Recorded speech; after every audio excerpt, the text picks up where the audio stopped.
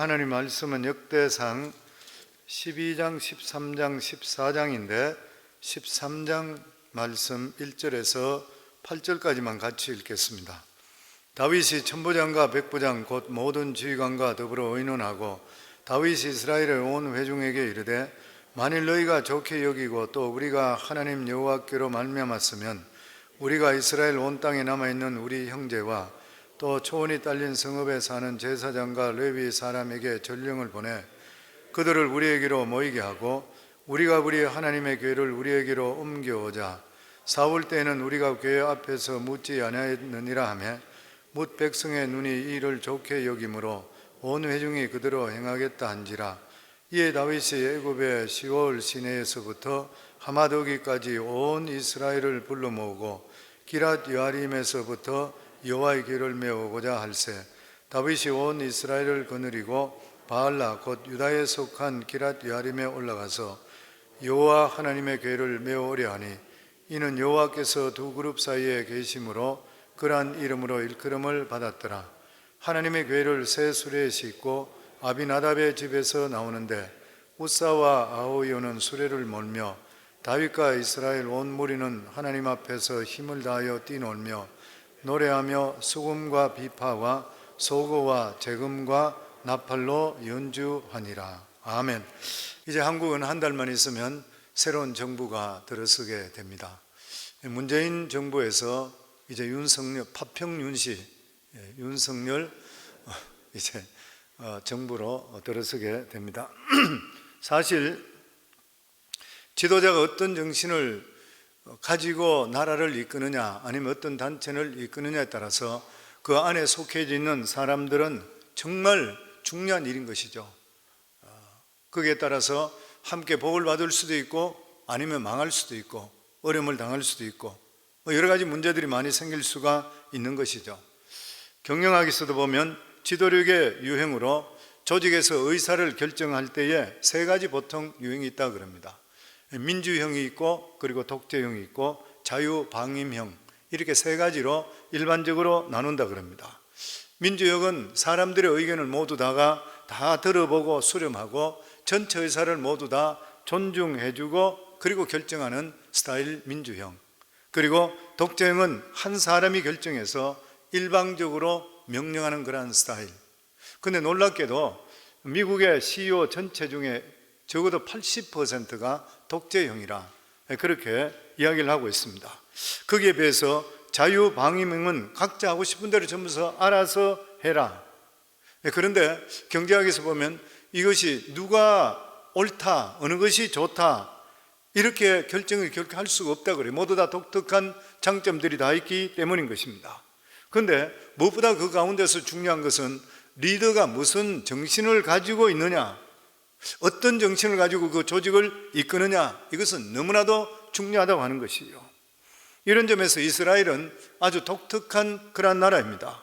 이스라엘의 가장 중요한 것이 뭐냐면은 이스라엘은 하나님의 백성이기 때문에 하나님께서 통치하신다. 하나님께서 이스라엘 백성들을 불러내셨기 때문에 그들을 하나님 백성 삼아 주셨기 때문에 하나님께서 하나님의 말씀으로 다스리기를 원하셨던 것이에요. 여기서 하나님 말씀으로 다스린다는 것은 일반적으로 이야기할 때 막 나라가 부해주고 강병이 되고 이런 것들을 이야기하는 것이 아니라 하나님의 말씀을 따라 살면서 영적으로 풍성하게 살며 각자 하나님 말씀을 순종함을 통해 하나님의 주시는 복을, 진정한 인생의 축복을 누리며 살아가기를 원하시는 것이에요. 그런데 이것은 일반적인 세상 방법과는 반대로 세상 사람들은 잘 이해를 하지를 못하는 것입니다. 왜냐하면 일반적으로 지도자가 백성을 잘 살게 하려 그러면은 수출을 많이 한다든지 아니면은 뭐 전쟁을 하고, 옛날인 같으면 전쟁을 해서 전리품을 많이 거둔다고. 지금 러시아의 푸틴이 전 세계적으로 지탄의 대상이지만 러시아 사람들의 인기가 더 많아진다고 그러잖아요. 왜냐하면 자기 나라를 확대시키고 자기 나라를 더 영향력을 끼친다 이렇게 생각하는 것이에요. 그런데 이렇게 모든 사람은 생각하는데 하나님 말씀 듣고 은혜 받는 것이 통치 원리라 그러면 이해되지를 않는 것이에요. 이 점에서 너무나도 선명하게 드러나는 것이 바로 사울과 다윗의 정치 적으로 인도자로 이끌었던 것입니다. 그 두 사람은 정반대였던 것이죠. 사울은 인간적으로 나라를 경영했습니다.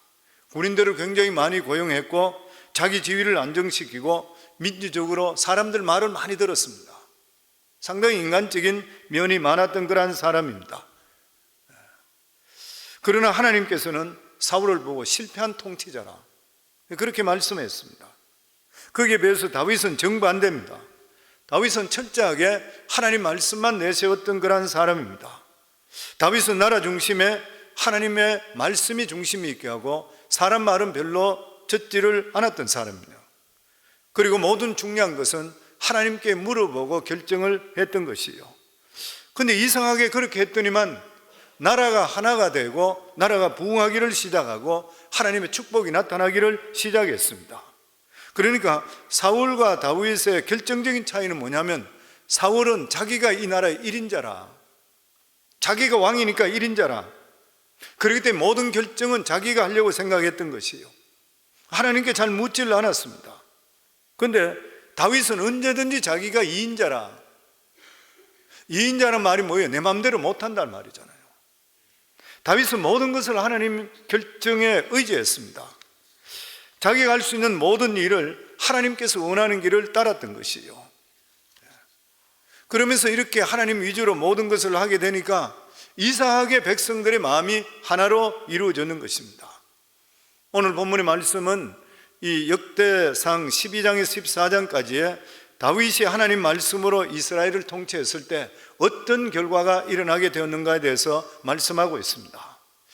먼저 이 다윗이 절대적으로 하나님을 붙들게 된 것은 그가 그렇게 하고 싶어 했다고 하는 것보다는 그렇게 할 수밖에 없었던 어떤 자기가 하나님을 대해서 체험을 했던 사람이에요. 하나님의 살아계심을 알게 되면 절대로 마음대로 못합니다. 사도 바울이 어떻게 사도 바울이 될 수가 있습니까? 어떻게 해서 자기 자신을 매일매일 치면서 하나님께 다가가고 자기 생명이 아무것도 아닌 것 같이 끝까지 주님만 바라볼 수 있었겠습니까? 거기에는 잊을 수 없는 체험이 있는 것이요. 다메섹 도상에서 부활하신 예수 그리스도를 만났습니다. 또 뿐만 아니라 1차 전도여행 때에 일반적으로 이야기할 때 이고니온 가서 복음 전도하다가 돌에 맞아서 성 바깥으로 던져서 죽었다고 생각했잖아요. 그런데 거기서 다시 살아났거든요.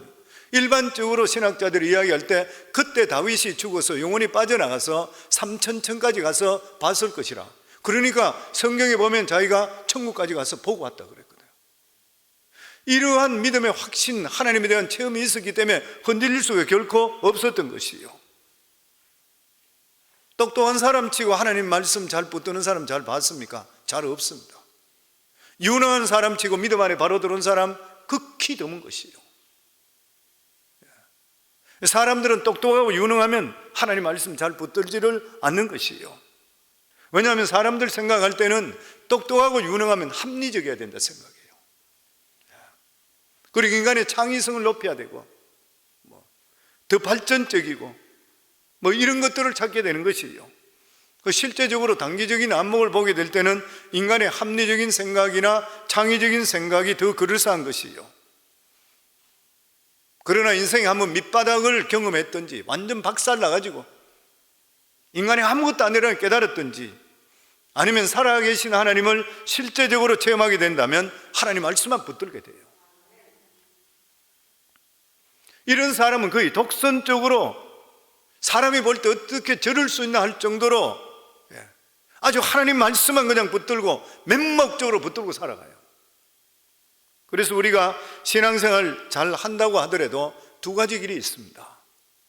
하나는 성경적인 내용을 기초로 해서 얼마든지 인간의 창의성과 그리고 또한 합리성을 살려서 민주적으로 발전적으로 하나님 일을 하자는 것. 또 한 사람은 할 수 있는 한 인간의 생각은 배제해버리고 하나님 말씀을 절대적으로 붙들고 하나님 말씀대로 이끌린 대로 살아가고자 하는 것. 우리가 일반적으로 생각할 때는 하나님 말씀을 우리 자료로 삼아서 인간의 창의성이든지 합리성을 세우게 되면 훨씬 더 발전할 것이라 이렇게 생각해요. 이스라엘 백성들이 실제적으로 그랬습니다. 그러나 하나님께서 그것을 요구하시질 않았던 것이요, 다윗처럼 할 수 있는 한 인간의 모든 생각은 배제하고 거의 독선적으로 하나님 말씀만 붙들으라는 것이요. 다윗이 이렇게 하나님만 붙들고 갈 수 있던 그러한 이유가 뭐냐면 어떤 체험이 있었던 거예요. 아마 다윗은 영적 체험을 굉장히 많이 했습니다. 하나님의 음성을 많이 들었었고 하나님의 인도하심을 실제적으로 많이 경험했던 것이에요. 성령의 능력이 나타나게 됐었고 하나님께서 말씀의 주심을 통해 음성을 듣고 우림과 둠빔으로 항상 물어보고 이끌림을 통해 계속적으로 자기 살아가는 삶에 전쟁이든지 뭐든지 하나님의 이끄심을 실제적으로 많이 체험했던 것이에요. 다윗이 그 길로 갈 수밖에 없던 가장 중요한 이유는 뭐냐면 하나님께서 그런 것을 통해서 하나님을 알게 하시고 하나님께서 그 길로 이끌어 주시기 때문인 것이에요. 보면 그래서 성도님, 신앙이라고 하는 것은 일단 뭐라 그러죠? 컴프마이즈 하듯이 다른 것들이 같이 들어가서 뭐 적당히 한다 그러면 이미 신앙을 잃어버립니다. 더 이상 신앙이 할 수 없죠. 신앙은 컨서버티브 할 수밖에 없는 일이고 뭐 신앙은 독선적일 수밖에 없습니다. 천국과 지옥이 확실히 있다면, 구원이 확실히 있다면 중간 지점이 있을 수 있겠습니까? 뭐 성도님 잘 알고 계시지만 저는 교회 10년 동안 다니면서 들으면서 제가 성령을 받지 못했으니까 이해가 잘 안 됐던 것이죠. 합리적이어야 되고 그리고 들어볼 때 내가 이해가 될 수 있어야 되고 뭐 이런 것들이 전부 돼야 되는데 실제적으로 성경 말씀 보면 허황되잖아요. 일반적인 생각할 때는 믿겨지질 않았던 것이에요. 근데 살아계신 하나님이 실제적으로 있다고 믿겨지게 되면은 성경 말씀 하나하나 모든 것들이 마음속에 다 들어오게 되면은 갈 수 있는 길은 한 길밖에 없는 것이잖아요. 그러면 13장에 보면 다윗의 언약궤에 대한 그러한 이야기입니다. 사울은 이스라엘 왕으로 있으면서 모든 것을 자기 생각, 자기 계획대로 했기 때문에 하나님의 언약궤가 필요가 없었습니다. 오히려 사울에게는 언약궤라고 하는 것은 하나의 어떤 상징적이고 거추장스러웠던 거예요. 왜냐하면 하나님 뜻도 잘 물어보지도 않았지만 하나님께 물어본다 하더라도 하나님 대답이 없었습니다. 그래서 사무엘상에 보면 28장에 보면 사울이 마지막에 그 전쟁하기 전에 죽게 되었을 때 그때 물어보러 가는 것이에요. 물어보러 갔을 때 꿈으로나 우림으로나 선지자로부터 아무 말씀이 없었습니다. 왜 그런 것이에요? 하나님과 사울은 맞질 않아요. 그러니까 대답이 없었던 것이에요. 하나님께서는 사울이 하나님의 대리인이 되기를 원했습니다. 하나님께 직접 나설 때가 있을 때에 대리인이 되기를 원했던 것이에요. 자기가 스스로 이인자로 물러가고 하나님께서 일하시기를 원하고 자기는 수종되는 그런 종이 되기를 원했던 것이에요. 그런데 사울은 모든 것이 자기 뜻대로하고 그리고 자기 자식들에게 왕위를 물려주기를 원해서 다윗을 죽이려고 계속했던 거예요. 10년 동안을 따라가면 다 죽이려고 그랬잖아요. 자기 사위가 된데도 불구하고 그래도 믿지를 못해서 죽이려고 그랬어요. 그래서 다윗을 추종하는 사람들, 더더욱이나 다윗을 추종했다는 것보다 숨겨졌던 제사장 85명, 이스라엘의 진짜 대제사장 싹쓸이 다 죽여버렸잖아요. 어떻게 하나님을 한다고 할 수 있습니까? 있을 수 없는 일이거든요. 그러나 다윗은 하나님의 말로 이스라엘의 왕이시기 때문에 모든 것을 하나님께 물어보기를 원했습니다. 그래서 다윗은 하나님의 말씀이 있고 하나님의 임재가 있는 언약궤가 당연히 예루살렘으로 와야 된다 생각했던 것이요. 이것은 두 가지 이유 때문입니다. 하나는 일단 상징적으로 하나님께서 이스라엘의 왕이시기 때문에 당연히 예루살렘으로 와서 하나님의 통치를 상징하는 이 언약궤는 우리와 함께 있어야 된다. 또 다른 하나는 다윗은 실제적으로 일이 있을 때마다 하나님께 물어봤었거든요. 그러니까 대제사장이 언약궤 앞에 하나님께 기도할 때 하나님께서 말씀을 해주시기 때문에 우림과 둠빔으로 보석을 안에 넣고 나서 기도하게 될 때에 그 중에서 하나님께서 빛을 발하든지 아니면 하나님 선택하게 해주든지 이런 식으로 이끌어 주시기 때문에 가까울수록 좋은 것이에요. 그래서 다윗은 이것을 위해서 먼저 이스라엘 지도자들을 불러서 의견을 수렴합니다. 오늘 읽었던 말씀인데 우리 1절에서 2절까지 다시 한번 같이 읽습니다. 다윗이 천부장과 백부장 곧 모든 지휘관과 더불어 의논하고 다윗이 이스라엘의 온 회중에게 이르되 만일 너희가 좋게 여기고 또 우리의 하나님 여호와께로 말미암았으면 우리가 이스라엘 온 땅에 남아있는 우리 형제와 또 초원이 딸린 성읍에 사는 제사장과 레위 사람에게 전령을 보내 그들을 우리에게로 모이게 하고. 다윗이 이렇게 이스라엘 지도자들과 백성들에게 물었던 그런 이유는 이스라엘의 정체성을 결정하는 데 아주 중요한 일이기 때문인 것이에요. 왜냐하면 다윗은 이스라엘이 하나님이 다시는 신정국가라는 것을 확실하게 알게 하고 또 그렇게 되기를 원했습니다. 우리가 신정국가라, 신이 다스리는 나라라, 뭐 그런 거죠. 신정국가라 이렇게 하면은 하나님이 다스리는 것인데 이것을 우리가 종교가 세상을 다스리는 거로 착각하면 안 돼요. 많은 경우에 신정국가라 그러면은 신앙을 국교로 정하고 제사장이든지 종교인이 정치 전면에 나서는 것. 그래서 하나님 말씀을 어기든지 불순종하게 될 때에 일반 법정까지 세워서 처벌하는 것, 이게 신정국가라 생각하기 쉽습니다. 중세시대 때가 신정국가라 우리가 상식적으로 생각하는 신정국가와 같았습니다. 왜냐하면 종교가 최고로 파워풀했습니다. 그리고 그때는 주일날 교회 나오지 않으면 회초리를 들고 실제로 때렸다 그래요. 그런데 역사학자들은 그때가 신앙의 가장 암흑기라고 그랬어요. 그래서 가장 이상적인 신정이 뭐냐면은 왕이든지 지도자들이 그 나라의 하나님 말씀을 가지고 다스리면서 본인 자체가 하나님 말씀으로 바로 서게 되는 것이에요. 그리고 이러한 말씀을 백성들에게 잘 가르침을 통해 백성들이 그 말씀을 가지고 살아가며 하나님이 주시는 복을 받게 만들어주는 것이에요. 이런 것들을 볼 때에 미국의 초창기가 이런 나라였을 것 같아요. 생각이 돼요. 청교도인들이 세웠는 이 나라가 초창기에 보면 대통령부터 해서 모든 위정자들이 하나님 말씀에 다 순종하고 돈도 하나님 말씀으로 만들고 모든 것들 보면, 그러니까 왕이나 지도자들은 백성들이 믿음 안에 바로 살게 하기 위해서 돕는 사람들이에요. 그렇게 하기 위해서는 왕이나 지도자들이 먼저 믿음 안에 바로 살 위정자로 다스리는 것이 아니라 믿음 안에 바로 살아가는 모습들을 보여줄 수 있어야 되는 것이에요. 실제적으로 다윗은 자기 자신부터 하나님한테 바로 섰습니다. 하나님을 찬양할 때 자기 바지가 벗겨지는 것도 모를 정도잖아요. 하나님을 그렇게 기쁘게 높이는 그러한 왕이었던 것이에요.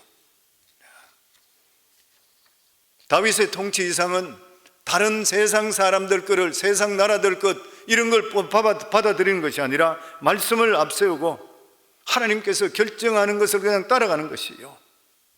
그런데 이렇게 했을 때 백성들이 마음이 하나가 됐고 백성들이 볼 때 좋아했다 그랬습니다. 4절에 보면 뭇백성의 눈이 이를 좋게 여김으로 온 회중이 그대로 행하겠다 한지라. 모든 사람들이 다 따르게 됐다는 거예요. 그런데 이때 다윗은 아주 중요한 실수를 하나 하게 됩니다. 그것은 뭐냐면 자기가 하나님 말씀대로 모든 것을 하겠다고 하면서 언약궤를 옮기면서 자기 스스로 하나님 말씀을 어겨버렸습니다. 우리 7절에서 8절 말씀입니다. 같이 읽습니다. 하나님의 궤를 새 수레에 싣고 아비나답의 집으로 나오는데 우사와 아호요는 수레를 몰며 다윗과 이스라엘 온 무리는 하나님 앞에서 힘을 다하여 뛰놀며 노래하며 수금과 비포와 소고와 재금과 나팔로 연주하니라. 그러니까 하나님의 궤를 옮기는데 정성으로 봐서는 부족함이 하나도 없었습니다. 진짜 정성을 다했던 것이요. 이스라엘 백성들 다 모아놓고 나서 새 수레를 장만해놓고, 그리고 다윗은 그 수레 앞에서 춤을 추고, 그리고 여기 보면은 악기들이 수금과 뭐 비파, 소금, 재금, 뭐 나팔, 그 오케스트라가 앞에 진열해 있는 거예요. 그 오케스트라가 막 연주하고 나오고 다윗은 춤추며 가고 뒤에는 수레가 따라가는 것이에요.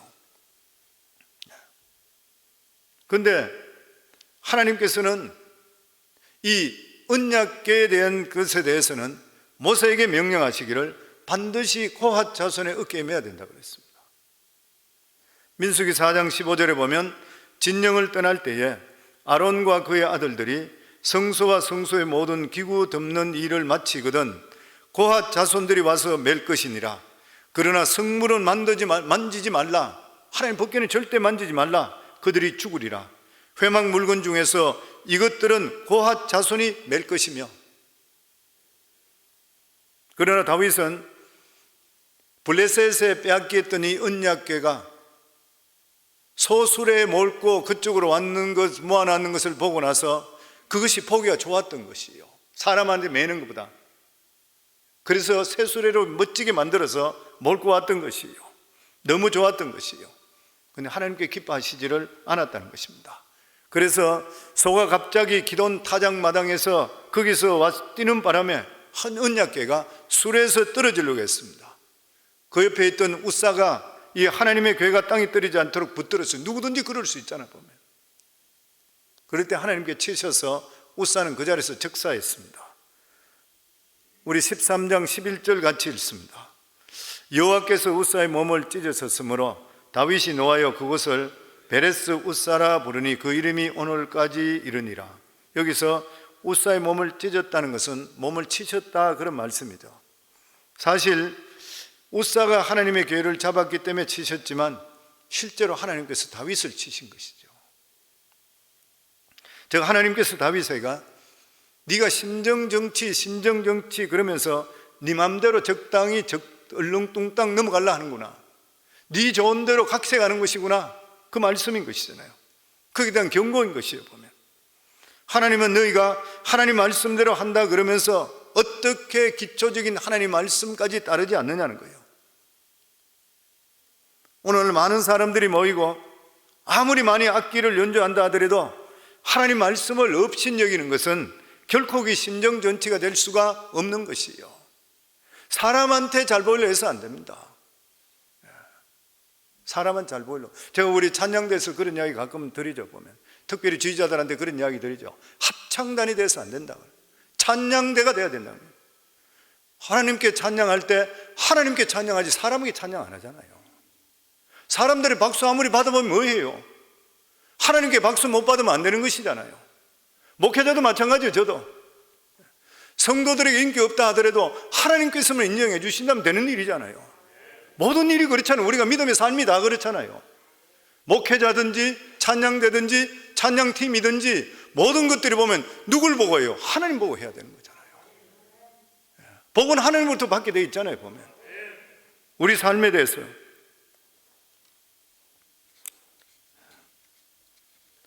교회도 아무리 많은 사람이 모인다 하더라도 찬양도 아무리 좋은 악기가 모인다 하더라도 하나님 말씀을 어기게 된다면 그것은 결코 하나님께서 기뻐하는 일이 될 수가 없는 것이에요. 그래서 여기 보면 다윗은 분해서 언약궤를 옮기는 것을 중단해버립니다. 왜 그런 것이에요? 자기는 이렇게 정성을 다했는데 어떻게 해서 이런 결과가 일어났는 것인가? 너무 분했던 것이에요. 이 정도 정성을 다해서 옮기게 된다 그러면 하나님께서 인정을 해 주셔야 되지, 어떻게 해서 수많은 백성들 앞에서 이 왕의 위상을 이렇게까지 깎아버리는가? 그렇잖아요. 보면 왕은 춤을 추고 오케스트라 다 등장하고 막 어마한 행사를 벌리면서 하나님 법궤가 간다 그랬는데 하나님께서 거기 사람을 죽여버리고 완전 막 거기 난장판이 돼버렸잖아요. 다윗이 뭐가 되는 것이에요. 보면 그래서 하나님 나를 이렇게 비참하게 만들 수가 있습니까? 엄청 화가 나는 거예요. 그러면서 다윗이 생각할 때는 하나님이 굉장히 까다로운 분이라 이렇게 생각했습니다. 그래서 다윗은 거기서 떠나버렸어요. 그런데 이 법궤를 누가 가져갔어요? 에벳 오뎀이라는 사람이 가져갔습니다. 사람이 죽어버렸어요. 그 법궤를 옮기다가 이 법궤는 오도가도 못하는 처지가 됐어요. 사람 가져가려고 하는 사람이 아무도 없어요. 어디로 모셔야 될지 몰라. 그렇잖아요. 생각해 보면은 이 법궤 잡는 만치다가 사람이 적사해 버렸으면 누가 가져가겠어요? 그런데 에벳 오뎀이라는 그런 사람이 자기 집에 기뻐서 그것을 모셨습니다. 13절 말씀입니다. 같이 읽습니다. 다윗이 궤를 옮겨 자기가 있는 다윗성으로 메어 드리지 못하고 그 대신 가드 사람 에벳 오뎀의 집으로 메어 가니라. 모든 사람이 법궤를 다 두려워하고 있는데도 불구하고 에벳에돔은 자기 집으로 그것을 모셨습니다. 그런데 실제적으로 에벳에돔이 하나님 법궤를 옮겼는데 하나님의 진노가 없었고 오히려 모든 일에 하나님께서 복을 주셨는 것이에요. 그래서 사무엘하 6장 12절에 보면 다윗에게 이렇게 구합니다. 어떤 사람이 다윗 왕에게 이르기를 여호와께서 하나님의 궤로 말미암아 오벳에돔의 집과 그의 소유에 복을 주셨다 한지라. 그 이야기를 듣고 나서 다윗이 가서 여호와의 궤를 기쁨으로 메고 다윗성으로 왔다, 이렇게 됐습니다. 에벳에돔이 대단한 사람이잖아요. 이 사람이 에벳에돔이 법궤를 가지고 있었는 기간이 3개월밖에 안 됩니다. 3개월밖에 자기 집에 모시지 않은데도 불구하고 엄청스러운 복을 받습니다. 역대상 26장에 보면 이 에벳에돔의 자손에 대해서 나오는데 아들이 8이고 그 후손들이 62명이나 되는데 모두 다가 뛰어난 사람, 대단한 사람들이에요. 그리고 하나님 성전에 귀하게 쓰임받은 사람입니다. 대단히 3개월 동안 하나님의 법궤, 어떻게 해서 그렇게 될 수 있습니까? 다른 사람들은 하나님의 법궤를 보고 할 때 두려움밖에 느끼지 않았지만 에벳에돔은 그것을 보면서 느꼈던 것이 하나님의 살아계심을 느끼는 거예요. 하나님의 거룩하심을 아는 것이요. 이렇게 거룩하고 살아계신 하나님을 내가 모실 수 있다는 영적인 눈이 뜨이지 않고는 할 수 없는 일이잖아요. 그래서 딴 사람이 할 수 없는 그러한 헌신을 에벳에돔이 했던 것이에요. 성도님, 예수님께서 십자가를 지실 때 무거워서 지지 못할 때 그 정말 길 가던 사람 붙들어서 구레네 시몬이 메고 갔는데도 불구하고 억지로 헌신했는데도 불구하고 하나님께서 그 자손들을 복을 얼마나 주셨어요. 그 사도행전 보시면 하물며 내가 자진해서 하나님께 헌신한다 그러면 그 복은 얼마나 받을 것이요. 왜 그런 것이요? 하나님 살아 계시기 때문에 그래요.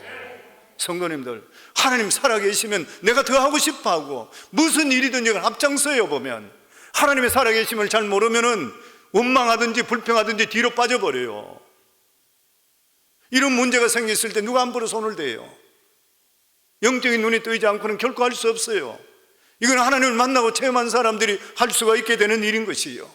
그러니까 에벳에돔 사람 같은 사람은 당연히 복을 받아야 돼.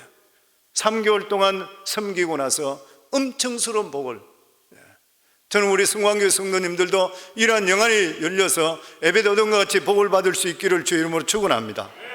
아멘. 하나님께서 언약궤를 옮기는 것을 반대한 것은 아니시거든요. 하나님께서 언약궤를 옮기는 것을 기뻐하셨습니다. 하나님 말씀을 무시하고 인간적인 방법으로 옮기려고 하니까 하나님께서 다윗에게 징계하시는 것이요. 우리가 하나님 말씀에 순종하는데도 우리 삶 속에 어려움이 온다 그러면 우리 신앙 자체가 틀린 것은 아니라는 거예요.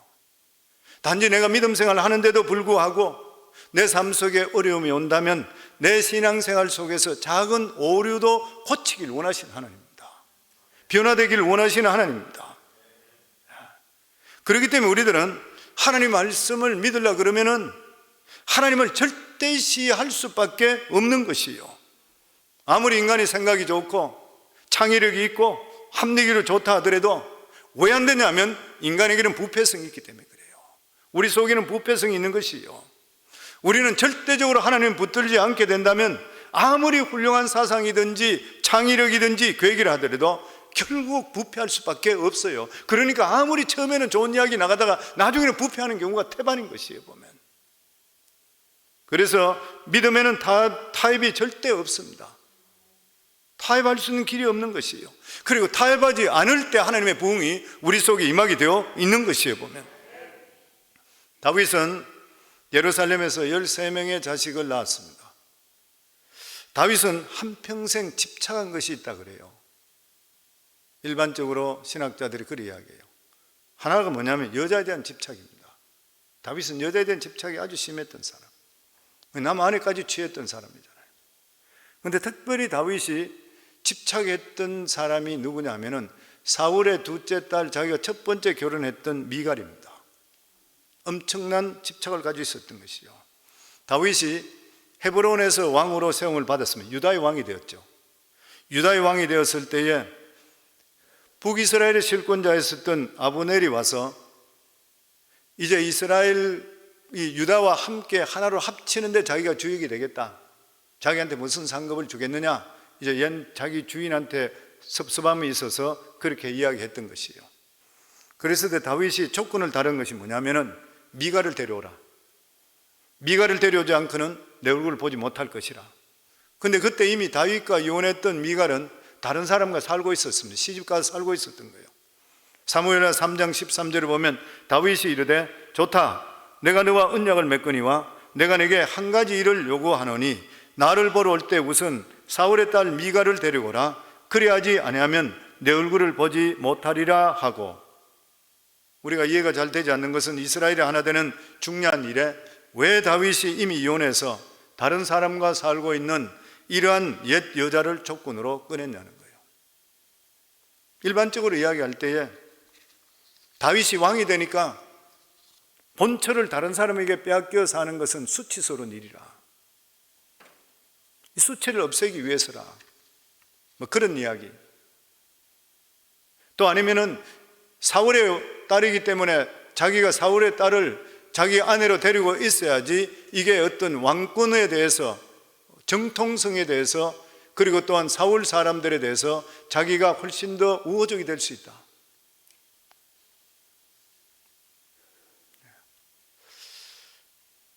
또 다른 한편으로는 이 다윗은 여자에 대해서는 강한 집착력이 있었는데 이미 그 당시에 부인만 6명이나 있었습니다. 그럼에도 불구하고 다른 사람에게 빼앗겼다는 그러한 감년 때문에 불러들였을 것이라 그렇게 이야기합니다.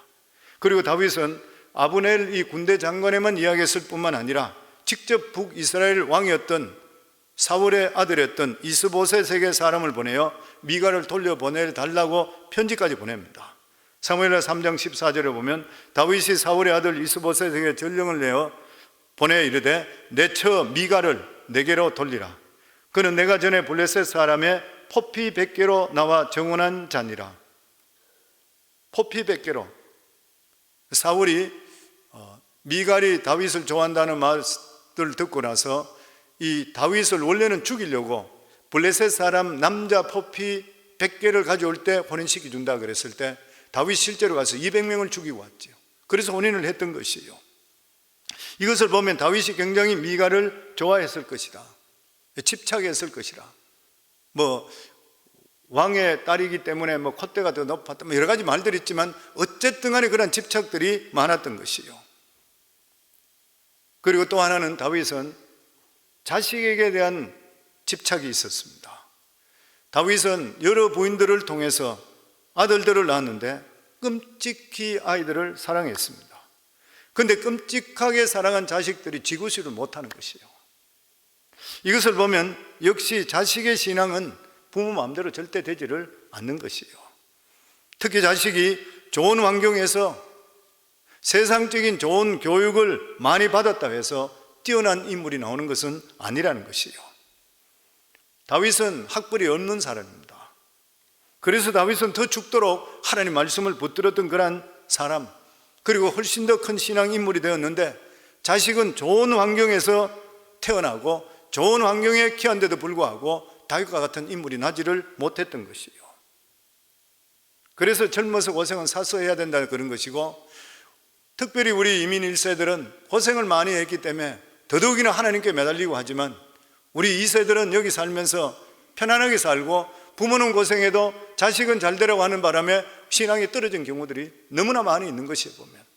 그러니까 이게 오늘 내일 있었는 것이 결코 아닌 것이에요, 보면. 그러면서 마지막에 역대상 14장 17절에 보면 이런 말씀이 있습니다. 다윗의 명성이 온 세상에 퍼졌고 여호와께서 모든 이방 민족으로 그를 두려워하게 하셨더라. 다윗은 하나님의 말씀의 비밀을 알던 그런 사람이었습니다. 다윗은 이 하나님의 말씀을 자기의 이 나라 다스리는 데 적용해서 크게 성공했는 그런 사람인 것이에요. 나중에 하나님께서 다윗을 보고 내 마음에 합한 자라 그렇게 말씀했습니다. 사랑하는 성도님들, 저와 우리 성도님 모두 다도 이 다윗과 같은 이러한 길을 갈 수 있기를 주 이름으로 축원합니다. 인간의 생각이 아무리 훌륭하고 탁월한다 하더라도 우리 인간은 절대로 하나님의 지혜를 따라갈 수가 없는 것이요, 우리도 살아가는 삶 속에 어떤 것보다도 하나님 말씀을 앞세우기를 원하고 뿐만 아니라 신앙적으로 적당히 타협하며 살지 않기를 바랍니다. 하나님 말씀 안에 온전히 갈 수 있기를 바랍니다.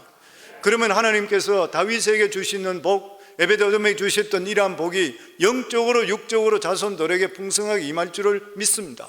왜냐하면 하나님께서는 오늘도 살아 계시고 오늘도 이 자리에 와서 말씀 듣고 계시는 분들 안고 일었으면 하나님 다 알고 계시는 것이요, 우리 삶 속에 하나님을 제해버리면 무엇이 남겠습니까? 하나님이 살아 계심을 안는다면, 우리가 정말 구원받고 하나님 천국 가는 걸 확신한다면 이거보다 더 확신한 일은 어디에 있는 것이요?